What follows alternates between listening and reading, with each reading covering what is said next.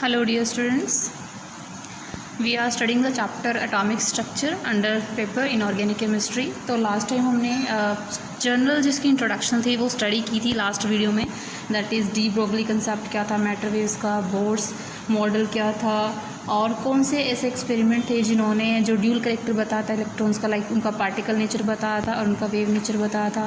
फिर हमने D Broglie wavelength को एस्टिमेट किया था और लास्ट में हमने डिफरेंस स्टडी किया था between the electromagnetic wave and the matter waves. Now अगर हम बात करें डी ब्रोगली कंसेप्ट था क्या, सो डी ब्रोगली के अकॉर्डिंग जैसे लाइट के पास ड्यूल करेक्टर रहता है, मतलब उसके पास वेव करेक्टर भी होता है और पार्टिकल करेक्टर भी होता है। सिमिलर जो माइक्रोस्कोपिक मटीरियल्स होते हैं जैसे इलेक्ट्रॉन हो गया, प्रोटॉन हो गया, एटम्स हो गए, सो जब ये मोशन में होते हैं इनके पास भी क्या होता है, वेव करेक्टर होता है। That means the microscopic particles also possess dual character, particle as well as the wave nature. So next जो हमारा टॉपिक इसके अंदर है that is wave nature of electrons and quantization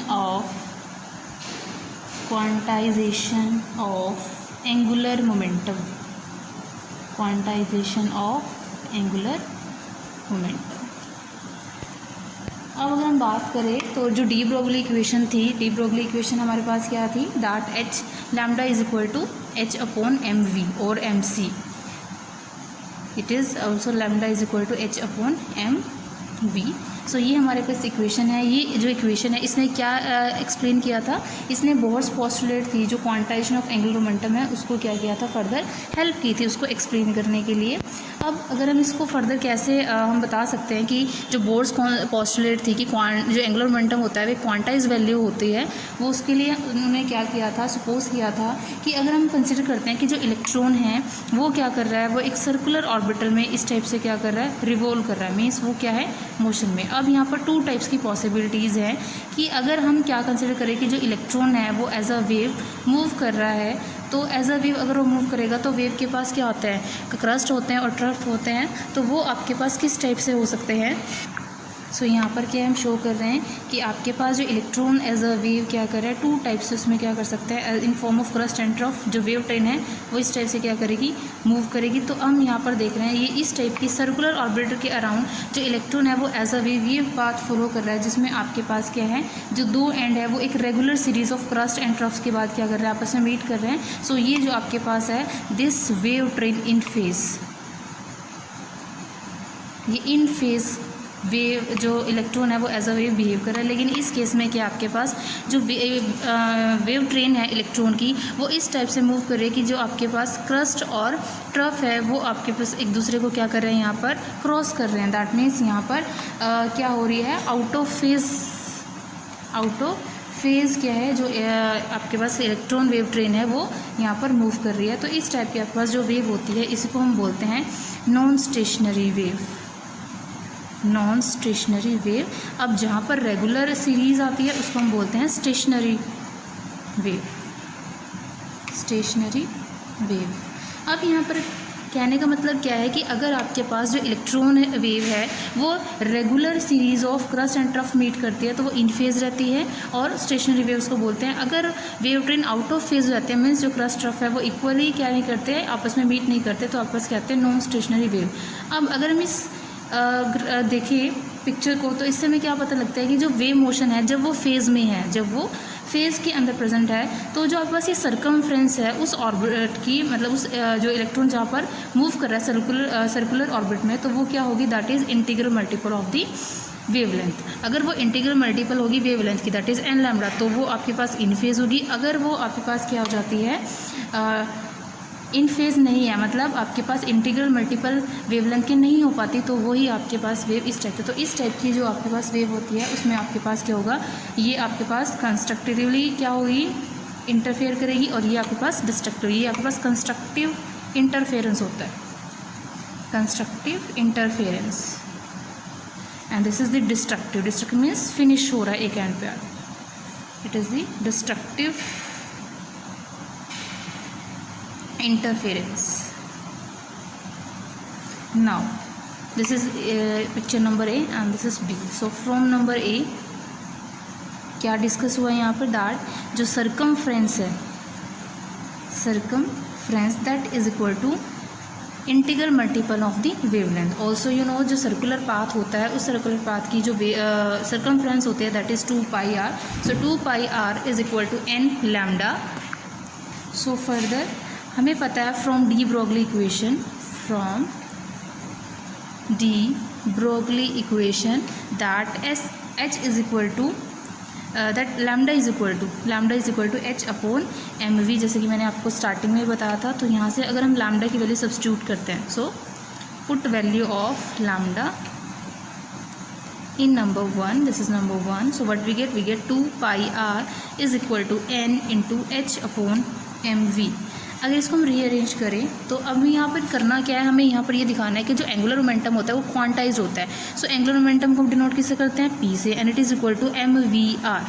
सो यहाँ पर हमें ये इस टाइप से अरेंज करना है कि हमें क्या मिल जाए, दैट इज़ mvr। तो यहाँ पर अगर मैं इस mv को ट्रांसफ़र कर देती हूँ इधर, तो आपके पास ये कितना हो जाएगा, it is mvr is equal to nh upon 2π।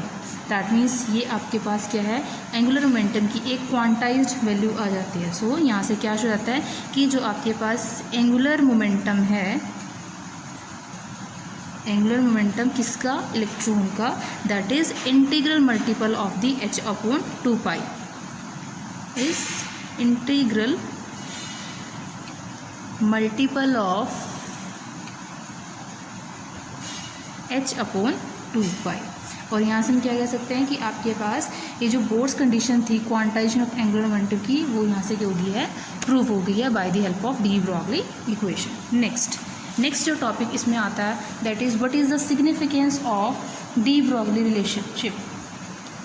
Significance of de Broglie relationship.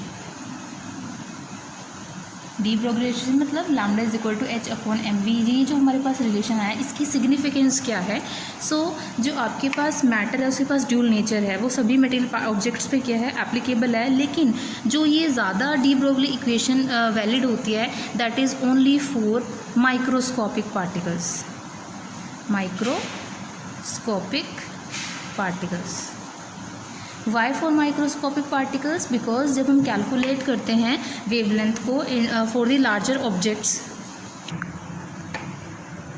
Objects के लिए, क्योंकि जो आपके पास माइक्रोस्कोपिक पार्टिकल्स होते हैं, these are the microscopic particles, उनके लिए जो वेवलेंथ आती है वो बहुत ज़्यादा शॉर्ट आ जाती है, जो ऑर्डिनरी मेथड से कैलकुलेट हम नहीं कर सकते। दैट्स वाई जो सिग्निफिकेंस है डी ब्रोगली रिलेशनशिप की वो सिर्फ किसके लिए, for the microscopic particles, like आपके पास इलेक्ट्रॉन्स हो गए हैं, प्रोटॉन्स हो गए हैं, एंड न्यूट्रॉन्स, आयंस एक्सेट्रा। सो अब हम यहाँ पर एक एग्जांपल भी लेके चलेंगे जिससे हम ये शो करेंगे कि दैट डी ब्रोगली इक्वेशन जो आपके पास रिलेशनशिप है वो सिर्फ माइक्रोस्कोपिक पार्टिकल्स के लिए वैलिड है, नॉट फॉर द मैक्रोस्कोपिक। दूसरा जो प्रैक्टिकली अगर हम बात करें तो हम क्या बोलते हैं कि आपके पास हमें पता है जितने भी लार्जर ऑब्जेक्ट्स है सबके साथ वेवलेंथ एसोसिएट होती है, मतलब जो मूविंग ऑब्जेक्ट्स हैं उनके पास वेव नेचर भी है और पार्टिकल नेचर भी है। लेकिन हम क्या यहाँ पर सपोज करके चलते हैं कि आपके पास जो जितने भी मूविंग बॉडीज़ हैं उनके पास प्रैक्टिकली कोई भी वेवलेंथ नहीं होती, क्योंकि वो बहुत ज़्यादा शॉर्ट होती है जिसको हम कैलकुलेट नहीं कर पाते। सो जैसे हम यहाँ पर एग्जांपल लेके चलते हैं, अगर हम एक इलेक्ट्रॉन की बात करें, फॉर एन इलेक्ट्रॉन, तो ये वेवलेंथ आपके पास कितनी आएगी वो हमने निकालनी है, और फॉर जो माइक्रोस्कोपिक पार्टिकल है उसके लिए। सो फॉर इलेक्ट्रॉन हमें फॉर्मूला ये लगाना है, lambda is equal to h upon mv। तो h की वैल्यू हमें पता होती है, it is 6.63 into 10⁻⁻34 kilogram metre square per second inverse. What is the value of mass, जो मास होता है इलेक्ट्रॉन का that is 9.11 into 10⁻⁻31 kilogram. And what is the velocity, velocity is taken as the that is in the range of 10⁻6 metre per second. तो ये हमने velocity assume की है। सो आपके पास वेवलेंथ क्या आएगी, when the put the value of these constant in equation number this, so we get 6.63 into 10⁻⁻34 upon 9.11 into 10⁻⁻31 into 10⁻6। So what we get 7.28 into 10⁻10 metre. So जो wavelength है उसकी जो रेंज आई है वो किसके नियर अबाउट है, that is 10⁻10 metre. अब ये जो रेंज है ये आपके पास क्या होती है, it is of same order as of the X ray. So same order as of X ray. अब क्योंकि हम एक्सरेज वेवलेंथ को के साथ डील कर सकते हैं, दैट मीन्स हम इलेक्ट्रॉन की जो वेव है उसके साथ भी डील कर सकते हैं, जो electron as a wave behave करता है। नेक्स्ट हमारे पास हम एग्जांपल लेके चलेंगे for the macroscopic particles, macroscopic particle. अब इसी के अंदर हम एग्जांपल लेते हैं एक बॉल का, दैट इज़ बॉल हम लेके चल रहे हैं जिसका जो मास है दैट इज़ 10 ग्राम। जो हम मास लेके चल रहे हैं वो हम यहाँ पर कितना लेके चल रहे हैं, दैट इज़ 10 ग्राम। एंड उसकी हम वेलोसिटी अज्यूम करते हैं कि वेलोसिटी हमारे पास सेम ही है जो इसे इलेक्ट्रॉन की थी, 10⁻⁶ metre per second. And Planck's constant हमें पता ही है this value. So what is lambda, lambda is equal to 6.63 into 10⁻⁻34 kilogram per metre square. अभी किलोग्राम में था तो हमें इसको भी क्या करना पड़ेगा, किलोग्राम में कन्वर्ट करना पड़ेगा। Then it become 10 into 10⁻3। जिस यहाँ से ये किस में कन्वर्ट हो जाएगा, किलोग्राम में, इंटू 10⁻6 मीटर पर सेकेंड। तो ये आपके पास जब वैल्यूज़ पुट करेंगे तो value that is 6.63 into 10⁻38 metre. So यहाँ पर अगर हम देखें तो जो वेवलेंथ है उसकी जो रेंज है वो आ रही है 10⁻30 मीटर। दैट मीन्स ये और ज़्यादा क्या हो गया है, शॉर्टर। और ऑर्डिनरी मेथड से इनको इसके साथ इस रेंज में हम डील नहीं कर सकते, लेकिन एक इलेक्ट्रॉन के लिए यही रेंज थी 10⁻10 जो एक्स रेज के अप्रोच करती थी। तो दैट्स वाई आपके पास ये वेवलेंथ शॉर्टर होने की वजह से इसको हम मेज़र नहीं कर सकते। सो ये हमें डिफ़िकल्ट है कि हम डी ब्रोगली इक्वेशन को कहाँ पर अप्लाई करें फॉर दी मैक्रोस्कोपिक प्रॉपर्टीज़। वहाँ पर हम क्या बोलते हैं कि जितनी भी बॉडी लार्जर बॉडीज़ हैं उनके पास वेव होती है, लेकिन वो वेवलेंथ इतनी स्मॉल होती है कि उसको हम मेज़र नहीं कर सकते। So it is what is that, the larger bodies are said to be associated with waves, but their wavelengths are very small to be measured by any conceivable method. सो ये यहाँ पर हमने क्या स्टडी किया है about the significance of de Broglie equation, that it is only applicable for the microscopic particle. Next हमारे पास numericals हैं। सो उनमें मैं कुछ न्यूमेरिकल्स यहाँ पर डिस्कस कर देती हूँ, रेस्ट की आपने प्रैक्टिस करनी है। तो जैसे हमारे पास दिया हुआ है एक न्यूमेरिकल कि हमें डी ब्रोगली वेवलेंथ कैलकुलेट करनी है, एक इलेक्ट्रॉन की वेवलेंथ हमें कैलकुलेट करनी है फॉर इलेक्ट्रॉन जिसका जो मास है that is given to be 9.1 into 10⁻31 kilogram, और ये मूव कर रहा है 1% speed of light and moving with 1% speed of light. So हमें पता है इसका सोल्यूशन जब हम निकालेंगे, we know but we have to calculate the this wavelength. So lambda is equal to h/mv। h is known that is 6.63 into 10⁻34 upon mass is what, it is 9.1 into 10⁻31। Now what is v, velocity is given to be 1% speed of light. So what is v, v is equal to 1% of speed of light.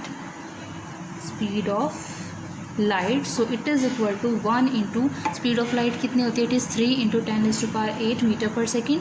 इसका percent है तो उसको 100 से divide करेंगे तो यही value आपके पास आएगी, it is 3 into 10⁶ metre per second. अब यही वैल्यू हम सब्स्टिट्यूट करेंगे यहाँ पे। So it become 3 into 10⁶। सो आपके पास जो वैल्यू आएगी, ये हमने वेलोसिटी निकाली यहाँ से, वेलोसिटी यहाँ से निकालने के बाद जो वैल्यू आती है इट इज़ 2.43 इंटू 10⁻10 मीटर। सो ये आपके पास आएगी, और इसी को हम किससे कन्वर्ट कर सकते हैं, ये अगर हम इसको पिकोमीटर में कन्वर्ट करें तो इट इज़ 243 पिकोमीटर, क्योंकि इसको हम फिर लिखेंगे it is 243 into 10⁻12 metre and it is picometre. Next जो न्यूमेरिकल है हमारे पास, वो हमारे पास क्या है कि what would be the de Broglie wavelength of a helium atom. Helium atom की हमने निकालनी है जिसका एटॉमिक मास हमें गिवन है। एटॉमिक मास जो हीलियम का है that is given to be 4, और वो मूव कर रहा है with the velocity of 2.40। Velocity is given to be 2.40 into 10⁻² metre per second at 27 degree centigrade. तो हमें यहाँ पर डी ब्रोगली वेवलेंथ कैलकुलेट करनी है हीलियम एटम के लिए, तो हमें निकालना है यहाँ पर। अब हम सबसे पहले हम लिखेंगे अपना फॉर्मूला जो हमें यहाँ पर निकालना है। So lambda is equal to h/mv। हमें ये फॉर्मूले में वैल्यूज़ पुट करके वेवलेंथ को कैलकुलेट करना है। तो अब हमारे पास जो गिवन है h हमें नॉन है, दैट इज 6.63 इंटू 10⁻⁻34, ये हमें नॉन है। मास जो है इसका वो आपके पास हमें वो निकालना है, क्योंकि यहाँ पर एटॉमिक मास हमें गिवन है और वेलोसिटी जो है वो भी हमें यहाँ पर गिवन है। So first of all we calculate the mass of helium atom. So mass of helium atom हम कैसे कैलकुलेट करेंगे? एटॉमिक मास डिवाइड बाय जो एवोगैड्रोस नंबर होता है। So it is written by, आपके पास atomic mass it is 4 and it is divide by 6.022 into 10⁻23। जब हम इसको कैलकुलेट करेंगे इट कम्स 6.64 इंटू 10⁻24 ग्राम। अब क्योंकि हमें ये कन्वर्ट करना है किलोग्राम्स में, तो ये आपके पास हो जाएगा 6.64 इंटू 10⁻27 ग्राम, क्योंकि 1 kg is equal to 1000 gram. So यहाँ पर 3 और इसमें ऐड हो जाएंगी। So this implies what is lambda? Lambda is equal to 6.63 into 10⁻34 upon mass is 6 and it is 2.40 into 10⁻2 meter per second. So when we calculate these values it comes to be 0.416 into 10⁻9 meter, that is it is 0.416 nanometer because this is nano. तो ये आपके पास इस type के क्या है numericals हैं जो आपने प्रैक्टिस करने हैं। नेक्स्ट हम इसमें टॉपिक स्टडी करते हैं, that is Heisenberg uncertainty principle. Next topic is what? It is Heisenberg uncertainty principle.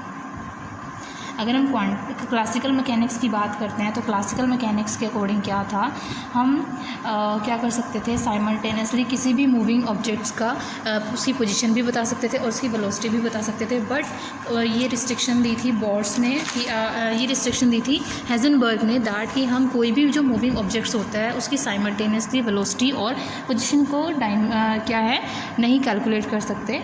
सो अगर हम बात करें जितने भी जो मूविंग ऑब्जेक्ट्स होते हैं डेली लाइफ में, उनके पास एक वेल डिफाइंड पाथ होता है या ट्रेजेक्ट्रीज होती हैं। अब वो जो पाथ और ट्रेजेक्ट्री कोई भी ऑब्जेक्ट है उसको हम कैसे निकाल सकते हैं? हम उसको कैसे निकाल सकते हैं पाथ को, या हम उसकी पोजीशंस को निकाल लें, वेलोसिटी को निकाल लें for the various interval of time.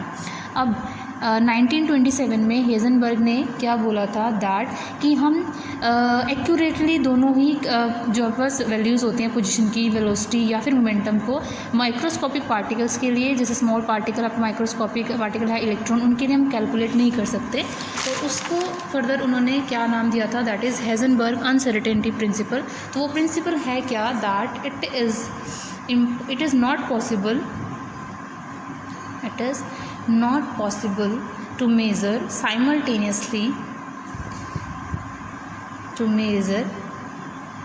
simultaneously both the position and velocity or momentum of a microscopic particle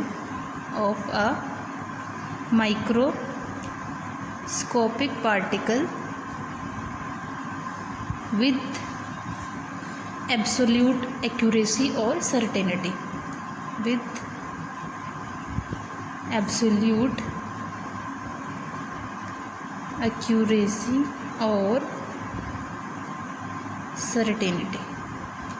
अब मैथमेटिकली ही इसको हम कैसे रिप्रेजेंट कर सकते हैं? सो mathematically it is written as delta x into delta p that is greater than equal to h upon 4 pi. Now what is delta x? Delta x, it is the uncertainty in position. It is uncertainty in position. What is delta p? Delta p, it is uncertainty in momentum. Uncertainty in momentum. अब यहाँ पर ये जो greater than equal का sign है, इसका मतलब क्या है कि आपके पास ये जो प्रोडक्ट है delta x into delta P की, वो h/4 से ग्रेटर होगी या उसके इक्वल होगी। दैट मीन्स आपके पास ये जो इक्वल का साइन है वो इसको क्या कर रहा है, एक मिनिमम वैल्यू बता रहा है कि इन दोनों की जो प्रोडक्ट है उसकी जो मिनिमम वैल्यू हो सकती है वो कितनी हो सकती है, that is h/4 pi, because it is equal to that. अब ये जो कॉन्स्टेंसी है प्रोडक्ट की, क्योंकि एक कांस्टेंट वैल्यू है, h कांस्टेंट है, पाई कांस्टेंट है, दैट मीन्स ये जो आपके पास कॉन्स्टेंसी होती है प्रोडक्ट्स की, उसका मतलब क्या है, तो the constituency of product means, उसका मतलब क्या है, तो उसका मतलब क्या है कि अगर आपके पास डेल्टा एक्स क्या हो जाता है, स्मॉल हो जाता है। If delta x is small, अगर डेल्टा एक्स स्मॉल हो जाता है दैट मीन्स पोजीशन को हम आराम से मेज़र कर सकते हैं, तो उस टाइम पे हम डेल्टा पी को एग्जैक्टली मेज़र नहीं कर पाएंगे accurately. So that is position of particle, position of particle is measured accurately, then delta P would be large. तो डेल्टा पी वहाँ पे आपके पास क्या हो जाएगा, लार्ज होएगा, and can not be calculated accurately, और you can say there is uncertainty in this. Second, if delta P is small, अगर मोमेंटम में जो चेंज है वो स्मॉल है तो स्मॉल चेंज को हम स्टडी कर सकते हैं। देन व्हाट हैपन, आप उस टाइम पे जो पोजीशन है डेल्टा एक्स में जो चेंज आ जाएगा वो बहुत ज़्यादा आ जाएगा, तो उस टाइम पे हम कह सकते हैं कि लार्ज अनसर्टेनिटी आ जाती है पोजीशन में with respect position of the particle. So if delta p is small, that is momentum of particle is measured more accurately then delta x would be large, therefore इसका मतलब कि आपके पास there is large uncertainty in position of particle, जो आपका microscopic particle है। Next आता है physical concept of uncertainty. सो इसका फिज़िकल कंसेप्ट क्या है कि अगर हम बात करें कि अनसर्टेनिटी प्रिंसिपल को हम कैसे स्टडी कर सकते हैं, तो हम पोजीशन और मटेरियल, जो आपके पोजीशन है मटेरियल की, उसको कैसे डिटरमाइन कर सकते हैं। सो पोजीशन डिटरमाइन करने के लिए सबसे पहला कंडीशन क्या है कि हमें ऑब्जेक्ट व्यू होना चाहिए। अब किसी भी पार्टिकल की हम क्या कर रहे हैं, पोजीशन देखना चाह रहे हैं, तो हमें क्या पता है, सबसे पहले पता होना चाहिए कि क्या उस ऑब्जेक्ट को हम देख पा रहे हैं, नहीं देख पा रहे। तो उसको देखने के लिए हम क्या यूज़ करते हैं, हम लाइट यूज़ करते हैं एक सुटेबल वेवलेंथ की। अब जब वो बीम ऑफ लाइट उस ऑब्जेक्ट के ऊपर फॉल होती है, तो आपको पता है जो लाइट है वो इन फॉर्म ऑफ फोटोन क्या करती है, फॉल करती है मैटर ऑब्जेक्ट के ऊपर। तो जब वो लाइट फॉल करेगी, जो फोटोन्स होते हैं उस इंसिडेंट के, वो स्कैटर्ड होते हैं ऑब्जेक्ट के ऊपर, और वो रिफ्लेक्ट होके हमारी आइज़ में, नेक्ट आई से हमें व्यू होते हैं, और हमें पता लग जाता है कि आपके पास ऑब्जेक्ट है, और ये ऑब्जेक्ट है, उस पर किस टाइप की क्या हुई, वहाँ पर स्कैटरिंग हुई है। अब अगर आपके पास ऑब्जेक्ट बहुत बड़ा हुआ, अगर ऑब्जेक्ट बहुत बड़ा होता है तो उस टाइम पे उसकी पोजीशन और जो वेलोसिटी है वो स्ट्राइकिंग फोटोन्स के इम्पैक्ट से इफ़ेक्ट नहीं होगी। मतलब आपके पास जो पोजीशन उस लार्ज ऑब्जेक्ट की पहले थी, जिस पोजीशन मोमेंटम के साथ वो मूव कर रहा था, उसी के साथ वो मूव करेगा। लेकिन अगर हम बात करते हैं इलेक्ट्रॉन्स की, तो हमें पता है कि जो एक इलेक्ट्रॉन है वो न्यूक्लियस के अराउंड एक सर्कुलर ऑर्बिट में क्या करता है, रिवॉल्व करता है। ठीक है, तो अगर मैं सपोज़ करती हूँ कि मेरे पास क्या है, ये एक माइक्रोस्कोपिक पार्टिकल है, तो इसमें क्या है, मैं रेडिएंट एनर्जी को क्या कराती हूँ, फॉल कराती हूँ। तो जैसे मैं इसके ऊपर इंसिडेंट फोटोन को इंसिडेंट कराऊंगी, तो क्या है, क्योंकि ये स्मॉलर ऑब्जेक्ट है, तो स्मॉलर पार्टिकल होने की वजह से ये क्या करेगा, अपने पाथ को फॉल क्या करेगा, यहाँ पर चेंज कर लेगा। तो इसका जो सर्कुलर मोशन होना था वो आपके पास इस टाइप से होना था। अब क्योंकि ये स्मॉल इन साइज़ है और फोटोन जैसे इस पर स्ट्राइक करेगा तो ये अपनी पोजीशन को क्या कर लेता है, change.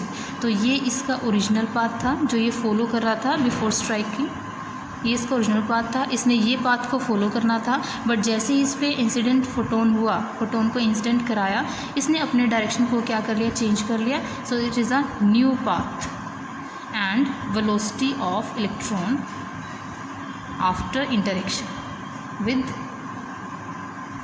Photon, after interaction with photon. और ये हमारे पास क्या है, this is the expected path. तो यहाँ पर हमने क्या बता दिया कि जैसे ही माइक्रोस्कोपिक पार्टिकल की अगर हम बात करते हैं तो इस केस में जैसे ही स्ट्राइक करता है इंसिडेंस फोटोन, तो वहाँ पर क्या होता है, एक कुछ ना कुछ चेंज वहाँ पर आता है पाथ में और वेलोसिटी में। दैट मीन्स हम क्या नहीं कर सकते इस टाइप से कि अगर हम उसकी पोजीशन स्टडी कर रहे हैं तो पोजीशन क्योंकि उसकी चेंज हो गया तो उसकी कॉरस्पॉन्डिंग वेलोसिटी भी चेंज होएगी और उसकी कॉरस्पॉन्डिंग मोमेंटम भी क्या हो जाता है, चेंज। तो मेन मोटिव यहाँ पर ये है कि फिजिकल कंसेप्ट में कि हम पोजीशन को और वेलोसिटी को और मोमेंटम को साइमल्टेनियसली मेज़र नहीं कर पाते, कुछ चेंजेस वहाँ पे आते हैं जब जैसे ही लाइट उसके साथ क्या करती है, रिएक्ट करती है। नेक्स्ट आता है significance. Significance of uncertainty principle in our daily life, uncertainty principle in our daily life। तो डेली लाइफ में क्या अनसर्टेनिटी प्रिंसिपल कोई सिग्निफिकेंस है या नहीं है। सो अगर हम बात करें अनसर्टेनिटी की, तो अनसर्टेनिटी इसलिए नहीं है कि हमारे पास रिफाइंड टेक्निक्स नहीं है जिसकी हेल्प से हम वो पोजीशन को और मोमेंटम को चेक कर पाए, ऐसा नहीं है। टेक्निक्स अवेलेबल हैं, बट जो प्रॉब्लम है वो क्या है कि हम जो है उन माइक्रोस्कोपिक पार्टिकल्स को तब तक व्यू नहीं कर सकते, तब तक उनमें चेंजेस स्टडी नहीं कर सकते जब तक हम उसको डिस्टर्ब ना कर दें। क्योंकि अगर हम एक इलेक्ट्रॉन की बात करते हैं तो जो इलेक्ट्रॉन है वो तो रिवॉल्व हो रहा है, तो अगर मुझे उसकी किसी भी करैक्टरिस्टिक्स प्रॉपर्टी को स्टडी करना है तो मुझे उस इलेक्ट्रॉन को क्या करना पड़ेगा, वहाँ से डिस्टर्ब करना पड़ेगा, सो दैट कि मैं उसके अंदर क्या चेक कर पाऊँ, अनसर्टेनिटी। तो यहाँ पर क्या है, uncertainty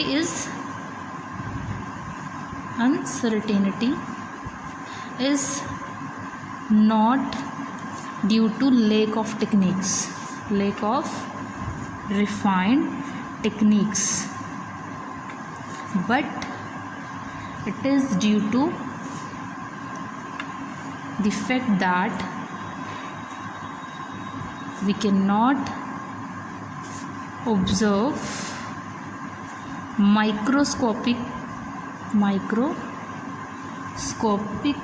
things without disturbing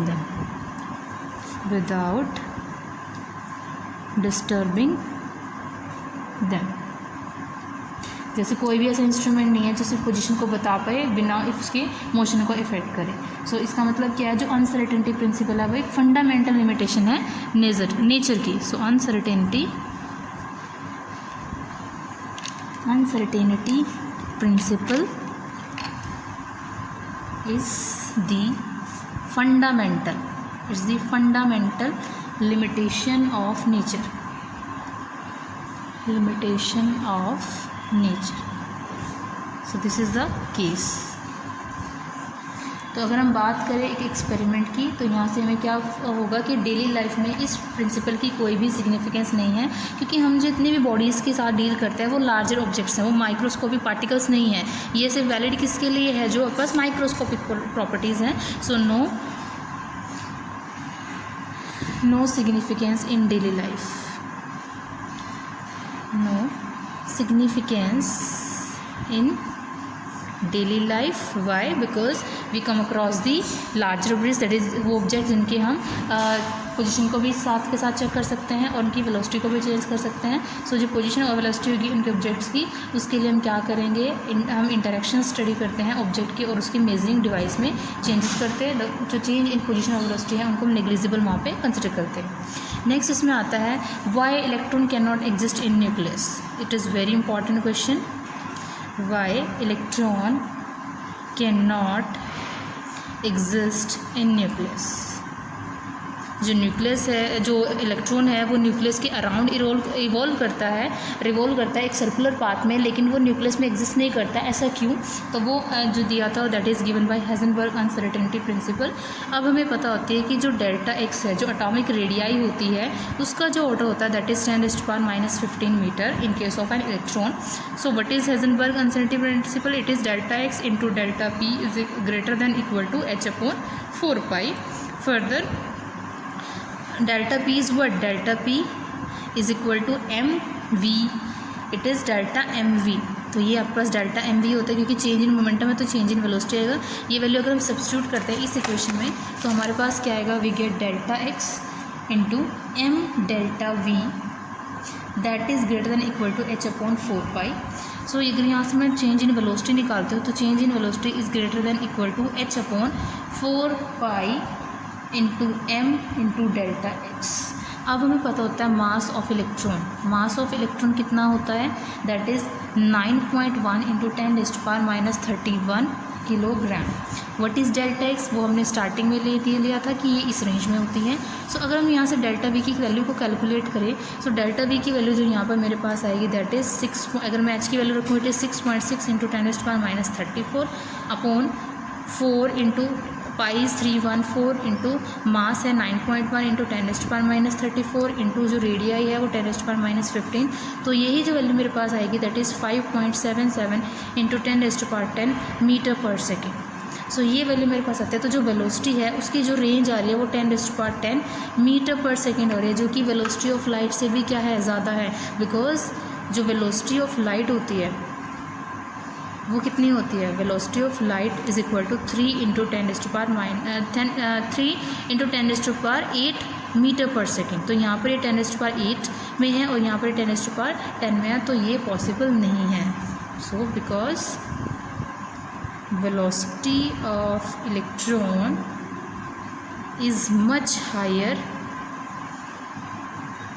higher than velocity of light, therefore electron cannot exist in nucleus।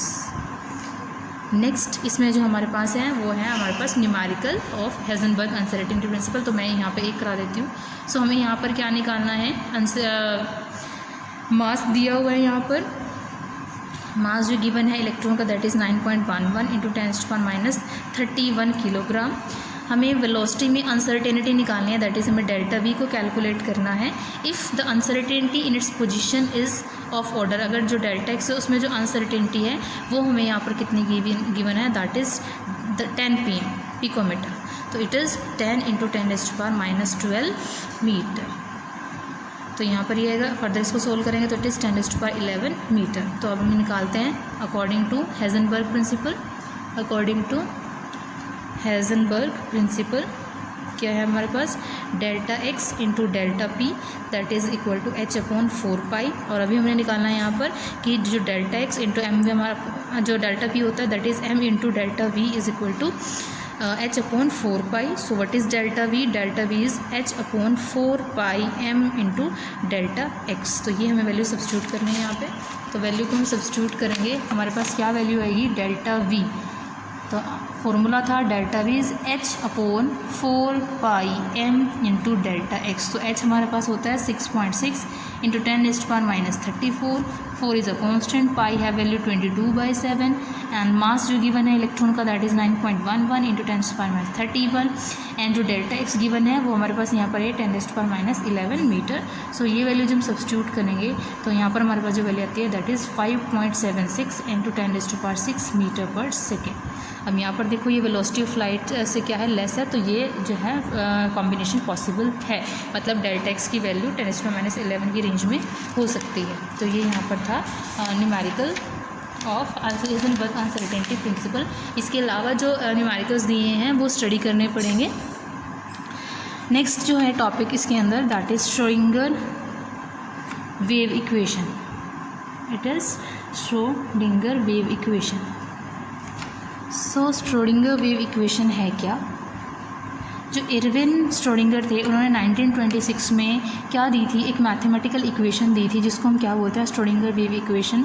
जो क्या रिप्रेजेंट करती है, वो हमें एक्सप्लेन करती है behaviour of electron in an atom. एक एटम में इलेक्ट्रॉन किस टाइप से बिहेव करता है, मतलब बेसिकली उसने लिया था एज अ वेव, वो किस टाइप की इक्वेशन शो करेगा। तो वो हमारे पास जो इक्वेशन है that is given by, it is curl square psi upon curl x square plus curl square psi upon curl Y square plus curl square psi upon curl Z square plus 8 pi square M upon H square into e minus we into psi is equal to 0। So यहाँ पर क्या है, जो x, ये हमारे पास 3 dimensional equation है। 3 dimensional equation of that is Schrodinger wave equation. अगर हम 1 डायमेंशन की बात करें तो अगर हम एक्स एक्सिस की बात करेंगे तो ये सिर्फ इतनी रह जाएगी।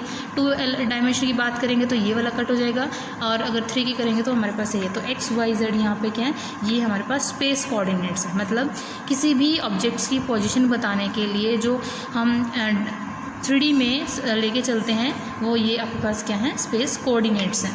These are the space coordinates. Next हमारे पास क्या है, एम क्या है यहाँ पे, it is the mass of electron. E क्या है, it is the total energy, E is the total energy. V is what, it is the potential energy. जब इलेक्ट्रॉन है उसके पास, अगर वो रेस्ट में है तो उसके पास पोटेंशियल एनर्जी कितनी है।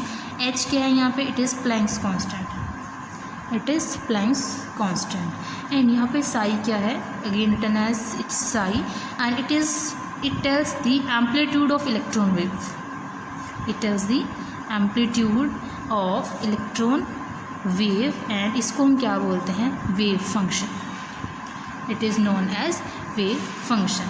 अब यहाँ पर ये जो curl square psi upon curl x square and curl square psi upon curl Y square हैं वो क्या रेफर करते हैं, these refers to second derivative of psi with respect to x. So curl square psi upon curl Y square क्या हो जाएगा, ये अपस क्या हो जाएगा, it is refers to the second order derivative of psi with respect to y. Similarly जो curl to Sai by curl Z square हो जाएगा, that represent the second derivative of psi with respect to z. तो ये यहाँ पर है। दूसरा हमारे पास ये जो टर्म है इसको हम रिप्रेजेंट कर सकते हैं सिर्फ साई को छोड़ के। अगर मैं यहाँ को साई कॉमन ले लेती हूँ तो मेरे पास बनेगा एक कर्ल, अब curl 2 upon curl x square plus curl 2 upon curl Y square plus curl 2 upon curl Z square, और मैंने कॉमन ले लिया यहाँ पर psi, plus 8 pi square M upon H square E minus we into psi is equal to 0। तो ये जो मेरे पास टर्म होते हैं it is known as Laplacian operator, that is del square. So del square Sai plus 8 pi square M upon H square into e minus v psi is equal to 0। So this del square की value कितनी होती है, this is this.